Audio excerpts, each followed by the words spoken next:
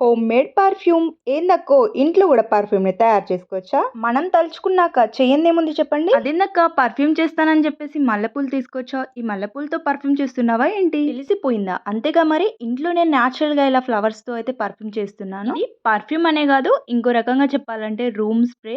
Room లో spray చేశారంటే గనక సూపర్ స్మెల్ వస్తుంది. ఇంతకీ ఎలా చేసుకోవాలంటే, ఎయిర్ కంటైనర్ డబ్బాలో ఇలా నీళ్లు పోసుకొని అందులోకి మల్లె పువ్వులు వేసుకుని టైట్ గా అయితే మూత పెట్టుకుని ఒక 3-4 గంటల పాటు అయితే అలా వదిలేయండి. తర్వాత చూసుకున్నట్లయితే గనక ఫ్లవర్స్ అనేవి ఇలా కొంచెం వడిలినట్లుగా అవుతాయి. ఇప్పుడు వీటిని అయితే తీసేసుకోవాలి. ఇలా గాలిపోకుండా మూత పెట్టుకోవడం వల్ల ఆ ఫ్లవర్స్ లో ఉండే స్మెల్ అంతా కూడా వాటర్ అయితే అబ్జర్వ్ చేసుకుంటాయి. నార్మల్ గానే మంచి స్మెల్ వస్తుంది, కానీ ఇంకొంచెం మంచి స్మెల్ రావాలంటే గనక కొంచెం ముద్ద కర్పూరాన్ని నలిపి వేసుకుని ఒకసారి కలుపుకున్న తర్వాత ఇలా స్ప్రే బాటిల్లో నింపేసుకొని స్ప్రే చేసుకోవడమే. రూమ్ అంతా స్ప్రే చేసుకోవడం వల్ల మంచి స్మెల్ అయితే వస్తుంది. డ్రెస్సెస్ మీద స్ప్రే చేసుకున్నా సరే మంచి సువాసన అయితే ఉంటుంది. వీడియో నచ్చితే లైక్ చేయండి.